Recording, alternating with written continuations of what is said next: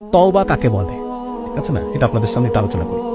তওবাটা হচ্ছে একটা গল্প বলি আপনাদেরকে, যে একজন মা গ্রামের দিকে, আপনারা জানেন যে অনেক সময় শীতের শেষে, যখন শীত শেষ হয়ে গেল, এরপরে যত চাদর কাঁথা এগুলো সব গরম পানিতে জাল দিয়ে শুকিয়ে ভাঁজ করে তুলে রাখা হয় পরের বছর শীতের জন্য, ঠিক আছে।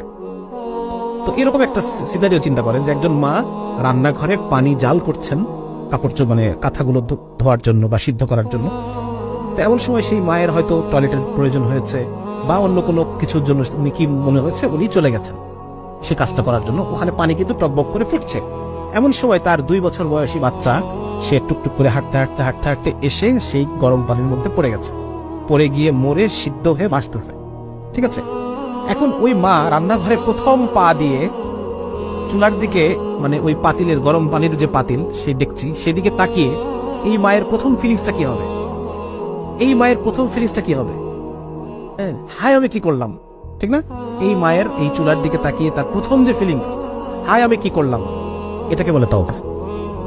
দিস ইজ তওবা।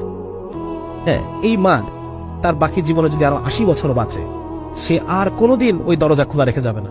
আল্লাহ তাআলা যদি এরপর তাকে আরো 100 সন্তানও দেন, ওই 100 সন্তানের ক্ষেত্রে সে আর কোনোদিন দরজা খোলা রেখে, গরম পানি চুলায় রেখে, রান্নাঘরের দরজা খুলে রেখে সে আর কখনো সেখান থেকে বের হবে না। বের হবে না। তাহলে এই যে অনুভূতি, হায় আমি কি করলাম, হায় আমি কি করলাম, হায় আমি কি করলাম, এই অনুভূতিটাকে বলে তওবা। এবং এই কাজ আমি আর জীবনে কখনো করবো না, ঠিক আছে না? এটা হচ্ছে তওবা।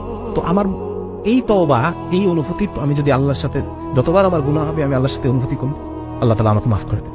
এবং আলেমরাই কথা বলেন যে বান্দার মধ্যে এই তওবার অভ্যাস আছে, আল্লাহ তাআলা একটা সময় তাকে গুনাহ ছাড়িয়ে দেবেন ইনশাআল্লাহ।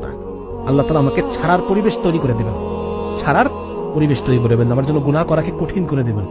আমরা দোয়া করবো আল্লাহর কাছে, আল্লাহ আপনি আমার জন্য নেক আমল করাকে সহজ করে দেন, গুনাহ করাকে আমার জন্য কঠিন করে দেন, যেন আমি গুনাহ করতে পারি।